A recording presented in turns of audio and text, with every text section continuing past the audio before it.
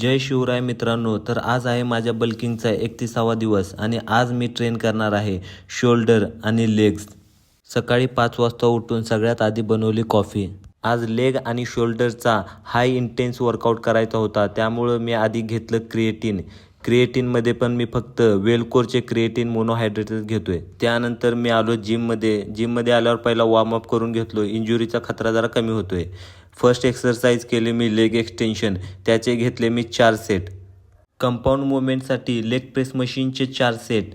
Third variation केली मी squats, त्याचे मारले मी 4 सेट.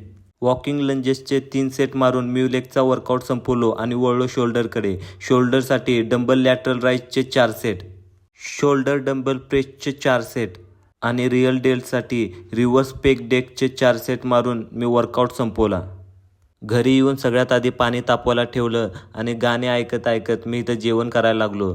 त्यानंतर नाश्त्यासाठी मी इडली खाल्ली. तुम्ही म्हणत असतील ह्यो काय दररोज नुसते इडलीच खातोय, पण मला आवडते इडली. त्यानंतर मी आलो 8 वाजता कामावर आल्या आल्या बघतोय तर काय, इथं मशीन बंद पडलेली, सगळी बोंबाबोंब झालती.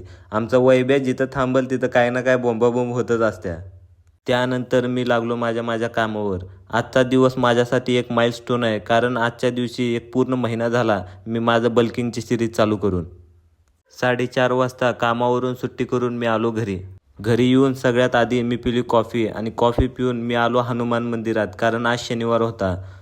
तर मित्रांनो, आजच्यासाठी एवढंच बास. भेटूया पुढच्या व्हिडिओमध्ये. जय महाराष्ट्र.